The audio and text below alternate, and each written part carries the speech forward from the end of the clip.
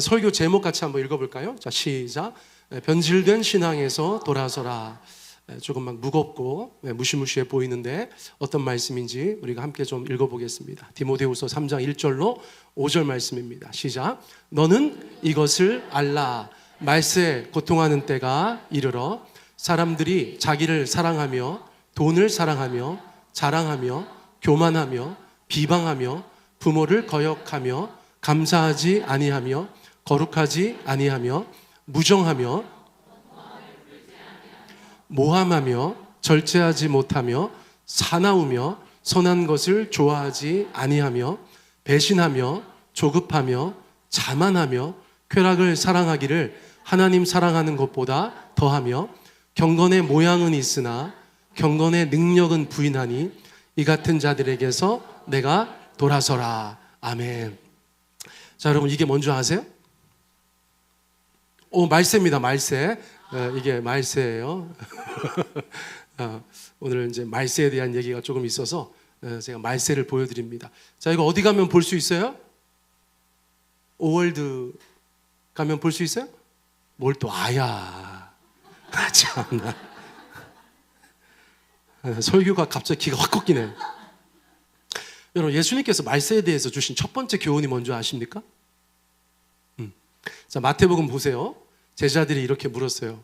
선생님, 다시 오시는 때와 세상 끝날에는 어떤 징조가 있겠습니까? 우리에게 말씀해 주십시오.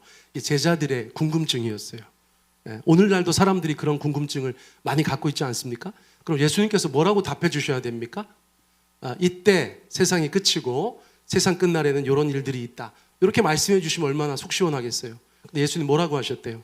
자, 하이라이트만 읽어보세요. 시작. 누구에게도 속지 않도록 조심하여라. 이게 웬 동문서답입니까?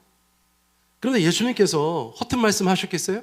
아니라는 것입니다. 자, 우리가 생각하는 말세에는 성도에게 있어서 가장 중요한 것은 뭐냐면 분별력이다. 한번 따라해 보시겠어요? 성도에게 있어서 가장 중요한 것은 분별력이다. 우리 류 집사님 같이 이거 5월드에 가서 볼 수 있다고 정말요? 막 이러면 안 된다는 거예요. 끝나고 남으시면 신앙 상담하도록 하겠습니다. 여러분, 예수님께서 우리에게 주신 말세에 대한 첫 번째 교훈은 누구에게도 속지 않도록 조심하여라, 이거라는 것을 여러분들 잊지 마셔야 돼요. 여러분, 세상은, 마귀는, 또 거짓 교사들은, 거짓 목사들은 여러분들을 속이려고 합니다. 그때 속아 넘어가면 우리의 구원을 잃게 되는 것이에요. 우리의 인생이 어려워지는 것입니다. 자, 오늘 말세 왜 얘기를 시작하냐면 본문에 말세라는 단어가 등장하기 때문입니다. 자, 1절 말씀 다시 한번 읽어볼게요. 시작. 너는 이것을 알라. 말세에 고통하는 때가 이르러. 자, 바울이 디모데에게 편지를 쓰면서 이것을 좀 꼭 알아라, 이렇게 명령합니다. 그런데 뭐라고 명령하고 있어요? 말세에는 고통하는 때가 이른다, 이렇게 얘기했다는 것이에요. 자, 그러면 우리 사랑하는 세종배단위의 성도님들께서는 말세에 고통하는 때가 이른다라는 말을 딱 들으면 어떤 생각들이 떠오르세요? 어떤 생각들이 떠오르세요? 막 진짜 말세에, 우리가 생각하는 말세에 막 7년 대환란에 막 휴거가 일어나고 막 이럴 때 우리가 어디 끌려가가지고 우리 신앙 때문에 막 고문당하고 막 이런 거 생각나시죠? 네. 여러분, 성경에서 말하는 말세가 언제인가가 굉장히 중요합니다. 교인들 99%는 이것에 대해서 정확하게 이해하지 못하고 계시다. 저는 그렇게 생각해요. 자, 지금부터 잘 들으셔야 돼요. 말세는 언젠가? 성경에서 말하는 말세는 언젠가? 우리가 생각하는 말세랑 무엇이 다른가? 여러분, 그것을 좀 제가 오늘은 약간 강의하는 것처럼 한 슬라이드를 여러분들에게 좀 보여드리면서 말씀드리려고 해요. 자, 성경에서 말세라고 표현하는 기간이 있습니다. 신학하는 사람들도 정확하게 그 기간을 말세라고 표현합니다. 자, 언제부터 언제냐면, 자, 여기서 시작돼요. 여기가 어디입니까? 초림이라고 적혀 있죠? 자, 초림은 무엇이에요? 예수님께서 처음으로 오셨을 때를 저희가 초림이라고 얘기합니다. 자, 그런데 그 말세가 언제까지 이어집니까? 여기까지 이어집니다. 자, 여기에는 뭐가 있습니까? 예수님의 재림, 세컨 커밍, 예수님이 다시 오실 때까지를 뭐라고 말한다? 말세라고 얘기한다는 것입니다. 그래서 자, 예수님께서 처음 오셨을 때 하나님의 나라가 가까이 왔다, 하나님의 나라가 시작됐다, 그렇게 말씀하셨어요. 그리고 예수님께서 다시 오실 때 하나님의 나라는 완성된다고 말씀하셨습니다. 그래서 그 기간 동안을 우리가 말세라고 부르면서 하나님의 나라가 이미 시작됐지만 아직은 완성되지 않은 그런 이중적인 긴장이 있는 시대로 보는 것입니다. 그럼 저와 여러분이 살아가는 시대는 여러 가지 말로 표현될 수 있는데, 자, 첫째는 뭐라고 표현될 수 있습니까? 지금을 뭐라고 표현할 수 있어요? 지금이 말세라는 것입니다. 자, 우리가 생각하는 세상 끝, 파국, 인류의 멸망 이런 것이 아니고 예수님께서 오셔서 다시 오시는 그날까지를 성경에서는 말세라고 표현하고 있기 때문에 우리가 누구랑 얘기하다가 아유 참 말세를 살아가기 힘드네 이렇게 말하는 것은 성경적이다, 맞는 말이다. 그런데 일반적으로는 그렇게 쓰지 않죠. 일반적으로 아유 말세야 그러면 뭐라고 얘기하죠? 이건 세상 다 끝나는 일이야, 그죠? 요즘 젊은 애들 아유 진짜 말세야 그럼 뭐예요? 이 정말 세상 쫑나게 생겼다 이런 거잖아요. 자, 그거는 뭐예요? 말세 지말, 어려운 말입니다. 말세의 끝, 예수님 다시 오시기 직전, 그것을 저희가 말세 지말이라고 어른들은 표현하셨어요. 그러니까 실제로 이런 말이 있습니다. 그래서 옛날에 장로님들 기도하실 때 하나님 아버지 말세 지말에 이렇게 기도하시면 정말 말세의 끝, 정말 주님 곧 오실 것 같은 세상이 혼란스러운 그런 것들을 표현해 주기도 하셨어요. 그럼 제가 여러분들 가운데 질문을 드리겠습니다. 바울과 디모데가 이렇게 서로 주거니 받거니 서로 소통할 때 말세입니까? 아닙니까?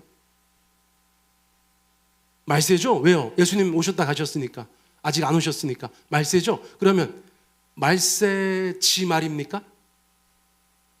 아니죠? 굳이 제가 이런 말을 처음 써봐요. 굳이 얘기하면 뭡니까? 여러분 이런 말은 저 들어본 적이 없어요. 그냥 제가 엊그저께 만든 말이에요. 말세 지초.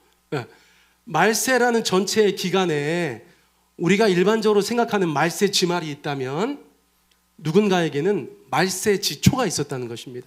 그런데 말세 지초를 살아가는 사람들은 이게 말세 지초인지 말세 지말인지 알 수가 없어요. 여러분 우리는 압니까 모릅니까? 우리는 몰라요. 근데 정확한 건 뭡니까? 우리는 말세 지초는 아니라는 거예요. 그렇죠? 하루하루 살아가면서 주님 오실 날이 점점점 가까워지니까 우리는 말세 지초에서는 점점점 멀어지는 시대를 살고 있고, 말세 지말에 어떤 형태든지 간에 조금씩 가까워지는 시대를 살고 있다, 그렇게 정리할 수 있겠죠? 여러분들 평소에 이런 생각 한 번도 하실 필요가 없잖아요. 그런데 오늘 본문을 이해하기 위해서 여러분들 가운데 굳이 그림까지 그려가면서 그렇게 설명드렸어요. 자, 그러니까 바울과 디모데가 저렇게 서로 가운데 말할 때는 우리가 생각하는 말세와 다르다. 자, 1절 말씀을 다시 한번 읽어보세요. 자, 시작. 너는, 자, 바울은 디모데에게 이것을 꼭 알려주고 싶었어요. 뭐를요? 말세가 시작됐다. 그렇죠? 그런데 그 말세는 어떤 시기라는 거예요? 고통스러운 때라는 거죠? 자, 그런데 요거를 이제 예를 들어서 다른 성경은, 우리가 지금 개역 개정을 보고 있으니까 고통하는 때가 이렇게 번역되어져 있는데 다른 한국말 성경이나 영어 성경에서는 이제 주로 뭐라고 번역했는지를 한번 확인해 보고 싶습니다. 자, 새 번역은 뭐라고 되어 있어요? 공동 번역에는 뭐라고 되어 있어요? 현대인의 성경에는 뭐라고 되어 있어요? 우리말 성경에는 뭐라고 되어 있어요? 어려운 때라고 되어 있죠. 자, 영어 성경에는 뭐라고 되어 있어요? 다 어렵다고 되어 있어요. 다 어렵다고 되어 있어요. 그러니까 어떤 단어인지 제가 확인해 보진 않았지만 고통하는이라고 개역 개정에서 번역한 단어는 보다 더 보편적으로, 보다 더 일반적으로 뭐라고 번역된다? 어렵다. 어렵다. 여러분 인생 쉬워요, 어려워요? 어렵죠. 우리는 지금 어떤 시대를 살고 있기 때문에? 말세 때를 살고 있기 때문에. 자, 그런데 보세요. 사도 바울은 말세가 시작된 것은 분명히 알았어요. 그런데 말세가 언제 끝날지는 사도 바울도 모릅니다. 아버지만 아시는 거예요. 그렇죠? 그러니까 사도 바울은 말세를 살기 시작한 첫 번째 세대의 사람입니다. 신학적으로 보면. 근데 바울이 조금 살아보니까 쉬워요, 어려워요? 어려워요. 왜냐하면 말세가 시작되기 전에는 사도 바울은 그런 삶을 살지 않았어요. 그냥 한 사람의 율법 교사로서 바리새파 중에서 잘 나가는 전도 유망한 사람이었어요. 그런데 예수님께서 이 땅에 오시고 성경에서 말씀하는 바 말세가 시작되고 자기가 하나님의 사람으로 이 땅 가운데 복음을 증거하며 다니다 보니까 자기가 경험하는 말세는 쉬워요, 어려워요? 너무 어려운 거예요. 왜요? 여러분, 바울이 복음 때문에, 주님 때문에 얼마나 많은 환난과 핍박 가운데 있었는지를 저희가 확인해 보면 금방 알 수 있어요. 고린도 후서 같은 거 보세요. 눈물 없이 읽을 수가 없어요. 바울이 맞이한 세상, 그 말세라는 세상은 고통의 때인 거예요. 쉽지가 않아요. 어려운 때인 거예요. 자, 그것을 바울보다는 아직 고생을 많이 하지 않은 디모데에게 알려주고 싶은 거예요. 자, 1절의 말은 제가 저의 언어로 표현한다면 이렇게 표현할 수 있겠어요. 디모데야, 너 이거 분명히 알아야 돼. 예수님 다시 오실 때까지 우리 쉽지 않다. 여러분, 이런 표현인 것입니다. 예수님 다시 오실 때까지, 이 말세의 기간이 끝나기 전까지 이거 어렵다. 내가 해보니까 어렵다. 너 나랑 같이 고난받자고 했지? 너도 이거 쉽지 않다. 주님을 위해서 살아가는 거, 복음을 위해서 살아가는 거, 이거 어려운 일이야 라고 말해주는 것이라고 볼 수 있어요. 자, 1절 말씀이 그렇게 시작됩니다. 그러면 뭐가 그렇게 바울과 디모데를 어렵게 하고 있는가? 뭐가 그렇게 어렵게 하고 있습니까? 자, 지금부터 제가 말씀드리는 것을 잘 보세요. 다 똑같은 대상을 얘기하고 있습니다. 누구를 얘기하고 있어요? 여러분, 말세 때 우리가 일반적으로 알고 있는 상식적으로 얘기를 하면 우리를 힘들게 하는 게 뭐가 있을까요? 막 국제 분쟁, 자연 재해, 악한 영들의 역사, 막 이런 것들 때문에 우리가 힘들어야 되잖아요. 자, 그런데 여러분, 디모데후서 3장에 그런 얘기 하나도 안 나와요. 뭐가 바울을 힘들게 하고 뭐가 디모데를 힘들게 하는가? 사람들이에요. 여러분, 지금 중동 전쟁 때문에 더 힘드세요? 여러분 주변에 있는 어떤 약간 이상한 사람 때문에 더 힘드세요? 여러분, 지금 올여름 폭염이 걱정되세요? 아니면 그 약간 돌아온 아이가 걱정되세요? 응? 여러분, 바울과 디모데는 사람들 때문에 힘들어요. 사람들 때문에. 어떤 사람들입니까? 자, 바로 이어지는 말씀 보세요. 2절 말씀에 사람들이, 말세에는 네가 고통당하게 될 것인데 네가 말세가 쉽지 않은데 사람들이, 근데 그 사람들은 어떤 사람들이래요? 5절 말씀해 보니까 한번 읽어보세요. 시작. 경건의 모양은 있으나 경건의 능력은 부인하는 사람들이다. 그럼 경건의 모양이 있다는 게 무슨 뜻이에요? 자, 옆 사람 한번 보세요. 옆 사람 한번 보세요. 자, 경건의 모양이 있습니까? 응? 경건의 모양은 어떤 모양입니까? 머리숱이 많은 게 경건의 모양입니까? 좀 날씬한 게 경건의 모양입니까? 뭡니까? 여러분, 경건의 모양은 보입니까? 안 보입니까? 보여요. 보입니다. 예를 들면 여러분들이 생각하는 예수님 시대의 종교 지도자들, 바리새인들, 율법 교사들, 서기관들, 여러분 그 사람들은 어땠어요? 경건이 보여요? 안 보여요? 보여요.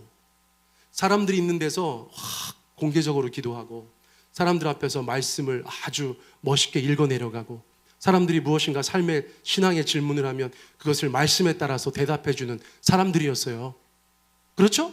여러분, 지금 2000년 전 사람들이 얘기하는 경건의 모양은 보이는 것입니다. 자, 그러니까 지금 바울과 디모데를 어렵게 하는 사람들은 겉으로 볼 땐 어떤 사람들이라는 것이에요? 쉽게 얘기하면 신앙이 좋아 보이는 사람들이에요. 기도도 하고 말씀도 읽고 그리고 뭐 교회에서 하는 여러 가지 신앙 활동에 대해서 나름대로 익숙한 사람들이에요. 근데 이 사람들의 문제가 뭡니까? 지금 바울과 디모데를 힘들게 하는 사람들의 문제가 뭐예요? 그런 외적인 조건들은 갖추었지만 뭐가 없대요? 능력은 없다는 거예요. 경건의 능력이 없다는 거예요. 무슨 영적인 은사 나타나고 그런 걸 얘기하는 게 아니라 경건은 뭐냐면 우리가 믿는 대로 살아가는 것이거든요. 우리의 믿음이 드러나는 것을 경건이라고 얘기하는 것이거든요. 그런데 그 믿음대로 드러나는 것들이 없다는 거예요.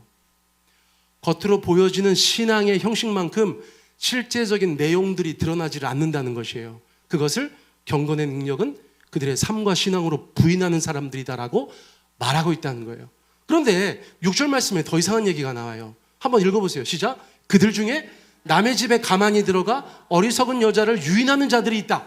자, 그들 중에 계속 이어지는 거예요. 어떤 사람들이 있어서 그 사람들은 이런 특징이 있다. 19가지를 얘기하고, 그런데 그 사람들을 한마디로 얘기하면 경건의 모양은 있지만 경건의 능력은 없는 사람들이다. 그런데 그들 중에서 어떤 사람들은 남의 집에 몰래 들어가서 어리석은 여자를 유인한다. 누가 들어도 부적절한 일이 있었다는 것을 얘기해주고 있어요. 경건의 모양이 있다니까요. 기도하고 말씀 보고 누가 봐도 목사 같고 누가 봐도 장로 같고 누가 봐도 권사 같은 사람인데 그의 삶의 은밀한 영역에서는 죄 짓는 것들이 있고 비윤리적이고 비도덕적인 것이 있다는 거예요.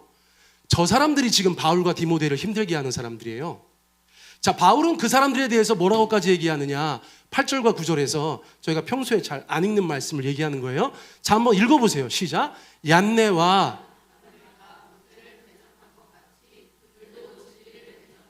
이 사람들은 그 마음이 부패한 자요 믿음에 관하여는 버림받은 자들이라. 그러나 그들이 더 나아가지 못할 것은 저 두 사람이 된 것과 같이 그들의 어리석음이 드러날 것임이라. 자, 얀네와 얀브레, 저희가 평소에 잘 모르는 사람들이죠. 구약성서에 모세가 바로에게 하나님의 백성들을 이제 내보내라 할 때 바로가 궁중 마술사 2명을 내보냅니다. 그 사람들이에요. 자, 그러니까 뭐 예를 들어서 모세가 지팡이 던져서 뱀으로 변하고 궁중 마술사들이 또 지팡이 던지니까 뱀으로 변하는데 모세의 지팡이가 변한 뱀이 그 마술사들의 뱀을 잡아먹고 막 이런 얘기가 나오는 그 장면입니다. 거기에 등장하는 궁중 마술사들이 바로 얀네와 얀브레라는 것이에요. 자, 이 두 사람은 누구를 대적했습니까? 모세를 대적했죠. 그런데 모세를 대적했는데 달리 어떻게 말할 수도 있냐면 그들은 하나님을 대적한 것이죠. 그렇죠? 그 문맥에서는. 그리고 얀네와 얀브레 같은 사람들이 에베소 교회에도 있다는 것입니다. 에베소 교회에도 있다는 것이에요. 그들은 지금 거짓 복음으로, 유사 복음으로 하나님의 사람들을 대적하고 있어요. 바울은 감옥에 있으니까 1차적으로 이 모든 고통과 어려움을 누가 당하고 있어요? 디모데 목사님이 당하고 있는 거예요. 근데 그 디모데 목사님을 괴롭히고 고통 가운데 있게 하고 대적하는데 그것이 결국은 진리를 대적하는 것이고, 그렇죠? 왜요? 하나님께서 전해주신 그 순전한 복음을 대적하고 있으니까. 그래서 진리를 대적하는 것이고, 그 사람들은 어떤 거예요? 그 마음이 부패하였다. 그 마음이 썩은 자들이다. 예전같이 온전하거나 신선하지 않다는 거예요. 변질되고 썩었다는 것이에요. 그래서 믿음에 관하여는 어떻게 된 사람들이라는 것입니까? 버림받은 자들이다. 원래는 버림받지 않았다는 거예요. 그 믿음이 괜찮았어. 그런데 부패하였어요. 변질되어졌어요. 그래서 하나님이 그 믿음을 버렸다. 저거는 믿음이라고 볼 수 없어. 저거는 상한 거야. 저거는 먹지 마. 돌아서 하고 그들을 리젝트하였다. 버렸다. 여러분, 성경이 그렇게 말씀하고 있다는 거예요. 자, 그러니까 여러분들 저희가 평소에 알던 내용하고는 약간 느낌이 다르다는 것을 여러분들께서 지금 인정하셔야 됩니다.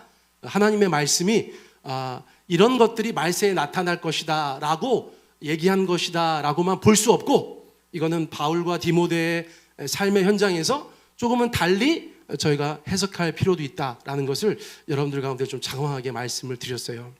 자, 그러니까 지금 다시 이단과 거짓 교사들, 거짓 선지자들에 대한 이야기라는 것을 저희가 확인하게 되는 거예요. 여러분, 바울은 복음 때문에 너무 많이 고생했어요. 디모데 목사님도 복음 때문에, 하나님의 몸된 교회 때문에 너무나 많이 고생하고 있어요.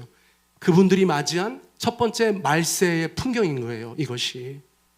그러니까 그분들이 그 말세의 때를 시작하시면서 야, 이게 쉽지 않구나라는 것을 깨닫게 되어지는 그 장면이라는 것입니다. 그런데 그분들을 그렇게 힘들게 했던 그 에베소의 거짓 교사들, 거짓 선지자들, 거짓 목사들, 그냥 종교 사업가들, 그런 사람의 실체가 뭐라는 것이에요? 그것을 2절, 3절, 4절, 5절에서 장황하게 말씀하셨어요. 왜 이렇게 장황하게 말씀하셨을까요? 저는 이런 생각이 들더라고요. 한 2개만 얘기하면 여러분 저희가 좀 긴가민가 하지 않겠습니까? 사람들이 자기를 사랑하며 돈을 사랑한다. 잘 분별하기 바란다. 그러면 긴가민가 하지 않습니까? 여러분 20가지 가까이 주셨어요. 뭐를? 거짓 교사들은 이렇다. 거짓 교사들, 거짓 목사들은 이렇다라는 것을 거의 20가지 정도 얘기하셨어요. 자, 이렇게 말씀하셨는데 이거 또 속고 미혹되면 여러분 누구 잘못입니까? 분별력이 없는 내 탓이다. 분별력이 없는 내 탓이다. 자, 에베소 거짓 교사들이 어땠대요? 여러분 한번 쭉 읽어보세요. 자, 두 슬라이드를 다 읽어봅니다. 시작. 사람들이 자기를 사랑하며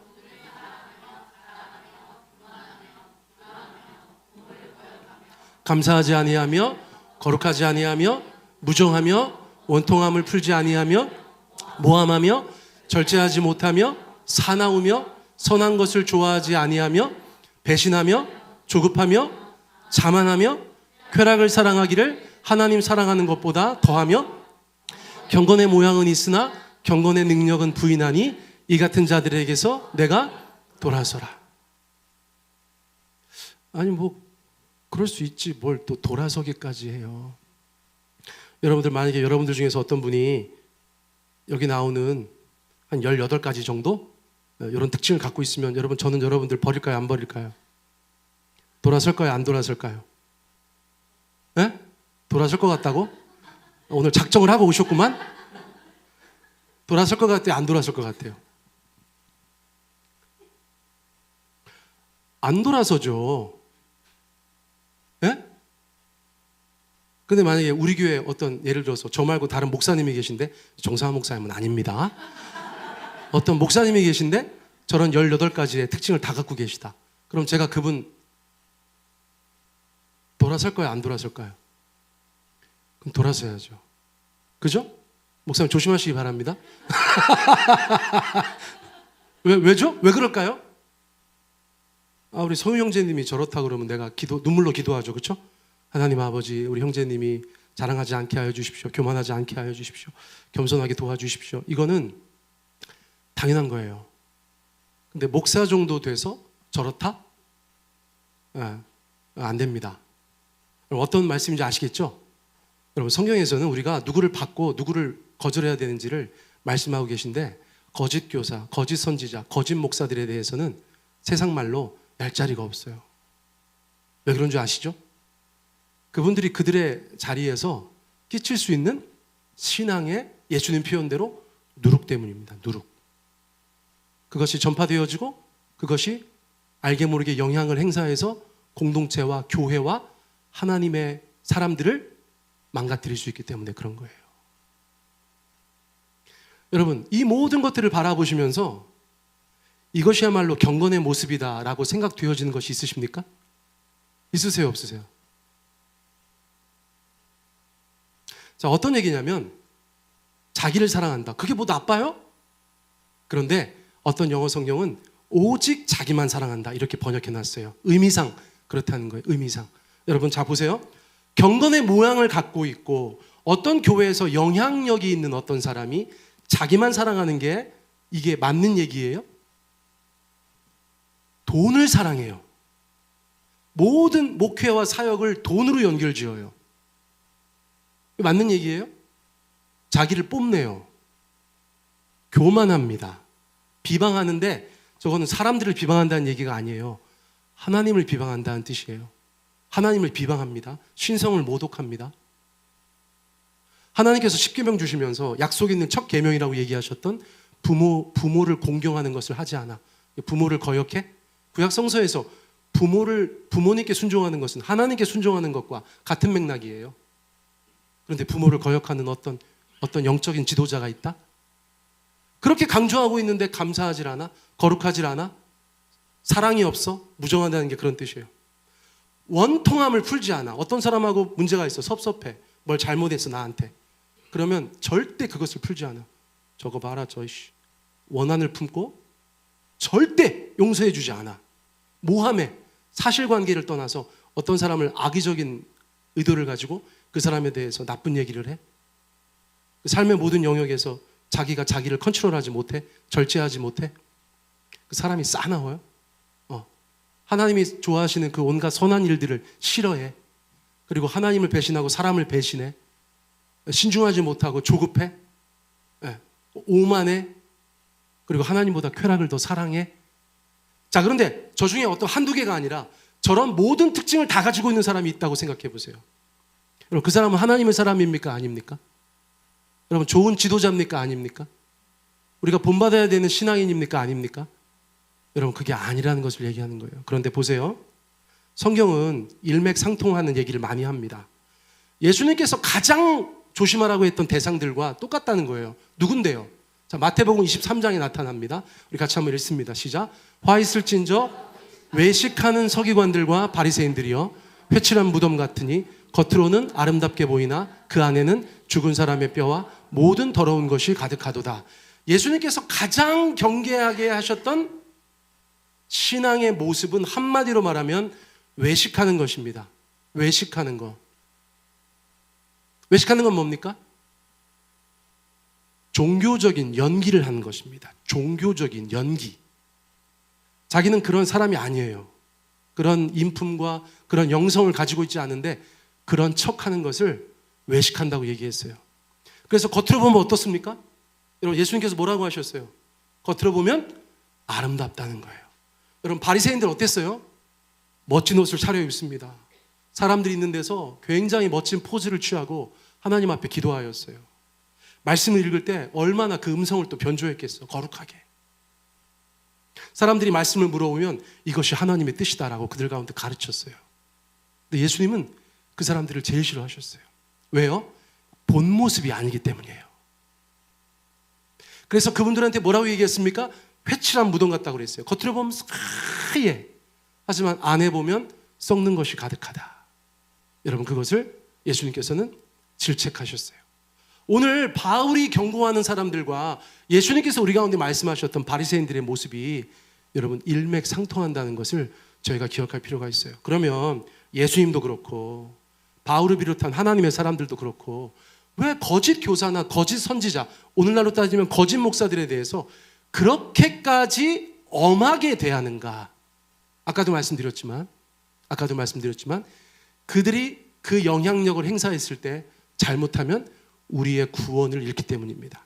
자, 마태복음 23장 읽어보세요. 자, 시작. 화 있을진저 외식하는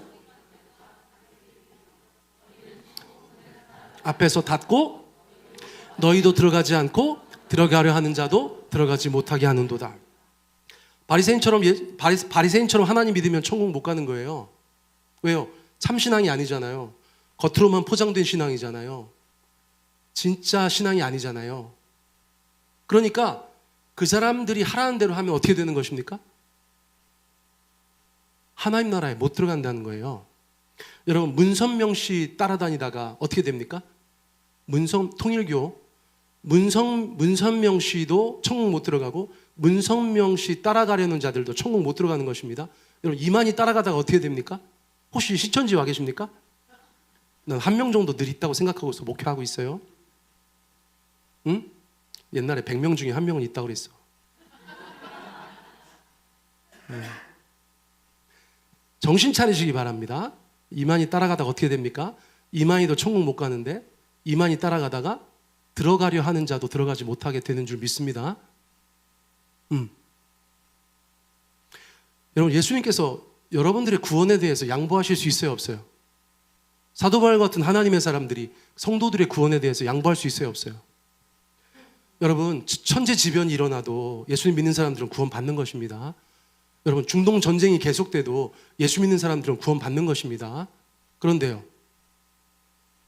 우리가 잘못된 영적인 리더를 따라가다가 보면 우리의 구원을 잃을 수가 있다는 거예요. 우리의 영원히 하나님 앞에서 망가질 수 있다는 거예요. 그래서 예수님과 하나님의 사람들과 성경은 그 복음을 왜곡하는 것이나 유사복음을 전하는 것이나 가짜 복음을 전하는 사람들에 대해서는 철저하다는 것입니다. 여러분 이것을 꼭 기억하셔야 돼요. 그래서 이렇게 말씀하십니다. 자, 요한일서 4장 1절 우리 같이 한번 읽어봅니다. 시작. 사랑하는 자들아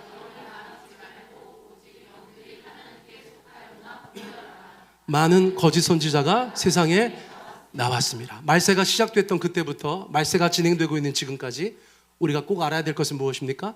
많은 거짓 선지자가 세상에 나와 있다. 저는 이렇게 뉴스 보면은 막 다 보여요. 거짓 선지자들이 온 세상에. 미국에도 엄청 많아. 한국에도 많아. 선교지에도 많아. 안 보이세요? 여러분 제가 이제부터 보이게 해드릴게요. 이거 굉장히 의미 있다 싶으면 500원만. 자, 어떤 사람들이 있는데 그 사람들의 배후에는 뭐가 있다고 합니까? 어떤 영들이 있다는 것입니다. 그렇죠? 스피릿이에요, 스피릿.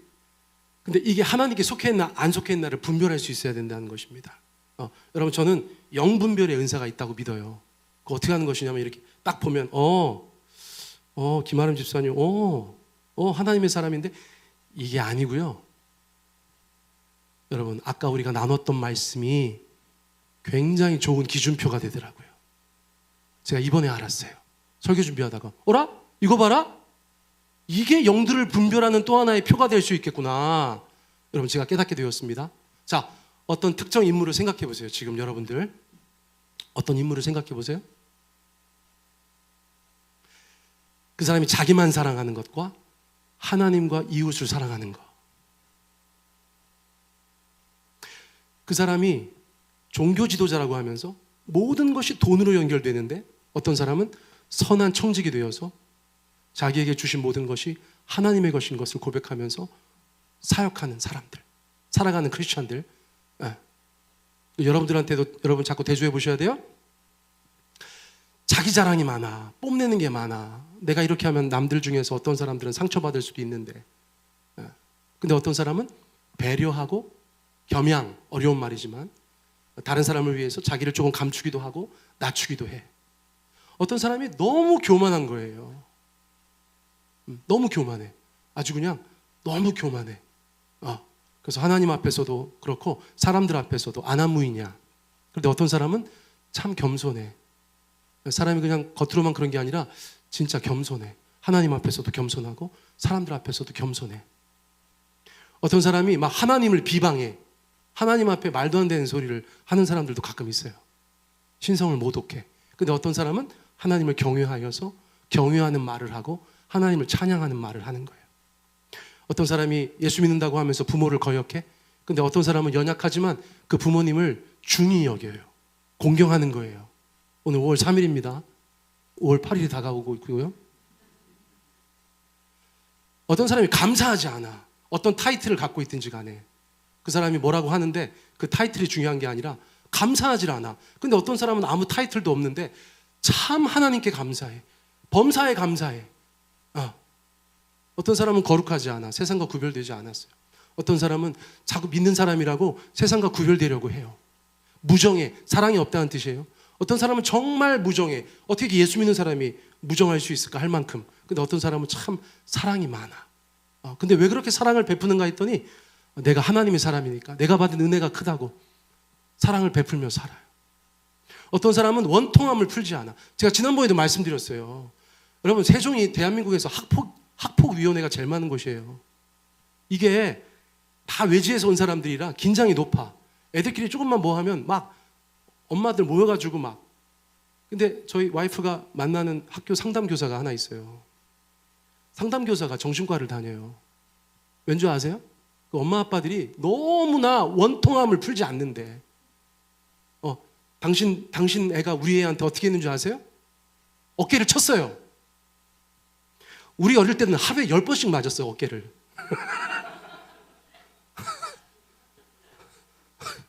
여러분 좀 원통함을 풀고 사시기 바랍니다. 근데 어떤 사람은 예수 믿는 것 때문에 아유 괜찮습니다. 애들 클 때 그럴 수 있죠. 어깨 지나가다 부딪힐 수 있죠. 원통함 푸는 사람이 있어. 먼저 화해하고 먼저 용서하는 사람이 있다고 생각해 보세요. 모함에 없는 말을 가지고 어떤 사람 인생을 완전히 망가뜨리려고 모함해. 근데 어떤 사람은 예수 믿는 것 때문에 정직하게 말해.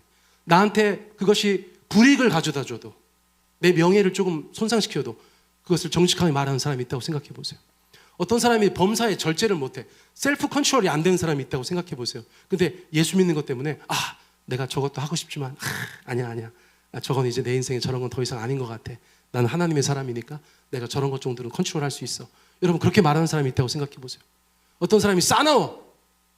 근데 어떤 사람이 예수 믿는 사람이라고 나도 성질이 있지만 그래 내가 교회 다니는 거 다 아는데 내가 온유해야지.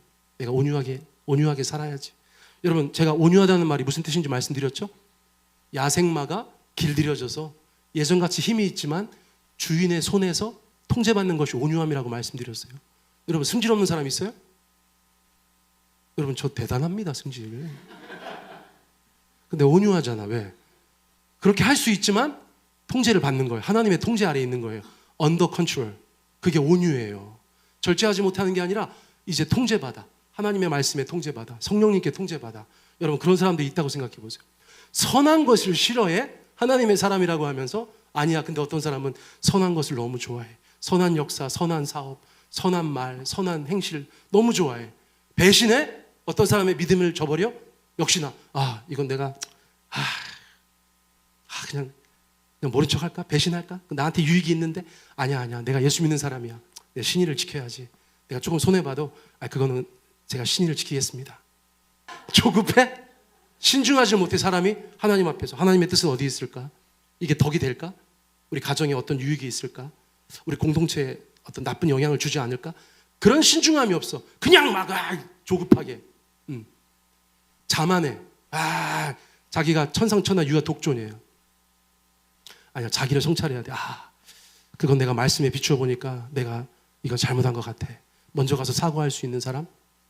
그리고 옛날에는 세상 즐거움이 너무 좋았죠. 그런데 이제는 하나님보다 쾌락을 사랑하는 것이 아니라 쾌락보다 내 세상 즐거움보다 하나님을 더 사랑하는 사람이 되어야 된다는 것입니다. 여러분 가만히 들여다보니까 우리가 하나님의 사람으로서 우리 자신과 어떤 사람들을 분별할 수 있는 굉장히 중요한 바로미터가 있다는 거예요. 여기에 왜 바울은 디모데에게 앞에 있는 특성들이 다 나타나는 사람들에게서 돌이키라고 했을까요? 여러분 그런 지도자들, 그런 영향력 있는 인플루언서들은 우리의 삶에 필요가 없습니다. 여러분들 각자에게 어떤 동역자, 어떤 영적인 가족들, 어떤 리더들이 되어야 될까요? 앞에 것이 아닙니다. 뒤에 것입니다. 여러분 성령 안에서 우리가 맺어야 되는 열매들입니다. 말씀을 따라가면서 우리가 우리의 삶을 여러분 주님 앞에 그렇게 보여드려야 되는 경건의 능력들입니다. 그래서 제가 볼 때 이 모든 것들 18가지의 이야기들을 한마디로 이야기해 놓은 게 19번째라는 것이에요. 무엇입니까? 여러분 제가 맨 위에다가 적어놨죠? 경건의 모양은 있는데 경건의 능력이 없어? 하나님 보실 때는 그런 사람들 필요 없어요. 누가 필요합니까? 경건의 모양을 어느 정도 갖추었지만 더 중요한 것은 그 믿음대로 삶 가운데 살아내는 사람들, 그 경건의 능력을 부인하지 않는, 삶으로 부인하지 않는 삶 가운데서 인정하는 사람들, 여러분 그런 사람들이 주님의 눈에 아름답고 좋아 보이는 사람들이 된다는 것이에요. 여러분 제가 이 말씀 준비하면서 저도 어려웠어요. 여러분도 지금 이 말씀 들으실 때 어려울 수 있다고 생각해요. 그러나 여러분 우리의 목표는 분명합니다. 우리는 왼쪽에 머무르는 사람들이 아닙니다. 할렐루야. 우리는 오른쪽으로 나아가는 사람들입니다. 우리의 삶의 모든 영역에서 내가 믿는 그 경건이 삶 가운데 드러나도록 하나님의 백성답게 살아가야 된다는 것이에요. 믿는 사람답게 살아가야 된다는 것이에요. 여러분 이 일을 위해서 서로가 서로를 격려하고 서로가 서로를 위해서 기도하고 서로가 힘들어하고 넘어지고 실패할 때 잡아주는 것이 교회 공동체가 되어야 되는 줄 믿습니다.